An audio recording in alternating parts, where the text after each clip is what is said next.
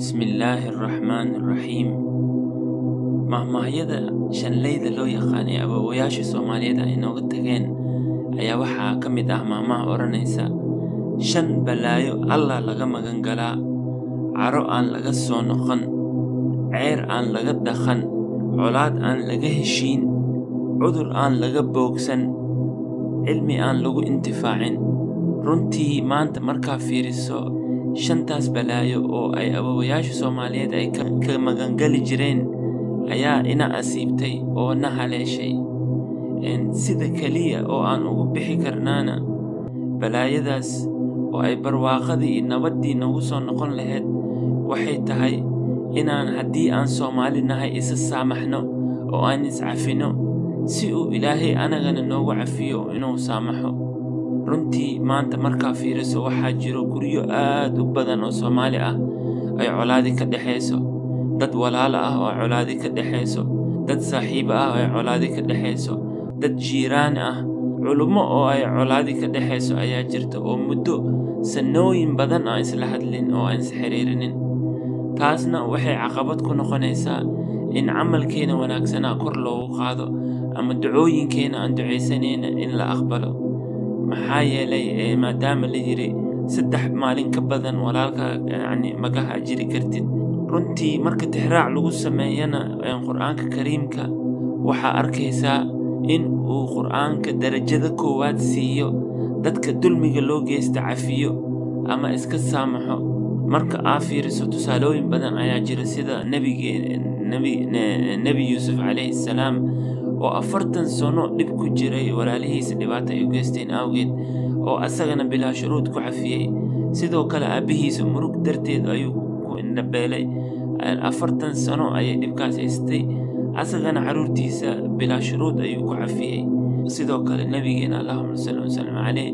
dadkiisa qaraabadiisa dhib uma yareysan dhib weyn ayuu kala kulmay sidaas ay tahan bilaa shuruud ayuu cafiyay waxa kaloo jirtay sheeko ah Abu Bakar nin qaraabadiisa oo masaariif siin jiray ayaa waxa kamid ahaa dadkii ku been abuurtay Aisha markaas Abu Bakar intuu carooday ayuu masaariiftii ka joojiyay laakiin Ilaahay ayaa aayad wuxuu soo dejiyay oo yiri dadkiina oo xooga Ilaahay wax siiyo ha ka dhaaranina inaad qaraabadiina wax siisaan xumaata idin geysteen awgeed waxa dan idinku jirto inaad iska cafisaan oo aad saamaxdaan oo masaariiftan u wadaan Abu Bakar markuu aayadaas maqlay isla markii uu xiriiriyay masaariiftiina u bilaabay runtii qofka xumaatada loo geystay dan weyn ayaa ugu jira inuu iska cafiyo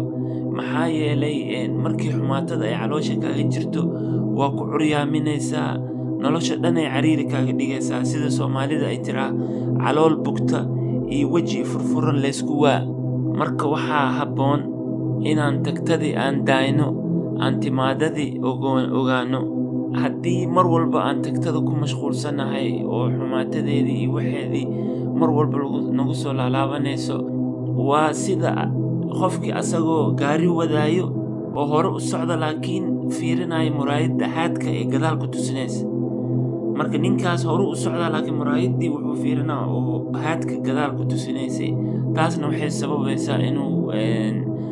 shil weyn galo ama naftiisa uu ku waayo sidoo kalena markii aad tagtada ku mashquulsan tahay waa ku curyaaminaysaa marka ugu dambeyntii daawado waxa naga waana ah haddii ay jiraan qof colaadi ay idinka dhaxayso fadlan la xiriir ama odayaal u dirsi ay idinku maslaxayaan taasna waxay inoo suuro gelinaysaa in ramadaankan uu Ilaahay camalkeena kor u qaado uu ducadeena Ilaahay naga ajiibo uu abaarahan Ilaahay naga bixiyo uu roob baraka leh Ilaahay inoo keeno walaalow ogow adduunyadu waa wax gaaban aan qiimo lahayn Ilaahay adduunyada agtiisa kaneecad garabkeeda xataa qiimo moolaha marka waa inaan nafsada xakameynaa nafsada aan ka xakameynaa kibirka iyo xumaatada si uu Ilaahay inoo dambi dhaafo oo Soomaalida barwaaqadii iyo nabadii ay ku nooleed ugu soo noqon lahayd mar walbana ogow isbedelka wuxuu ka yimaadaa qofka shakhsiga ah qof walba Soomaali ah hadduu nafsadiisa xakameeyo oo isbedel la yimaado ilaahay umuuraheena waa inoo fududeynaa isbedel fiican oo bashbash iyo barwaaqo ilaahay inoo keena marka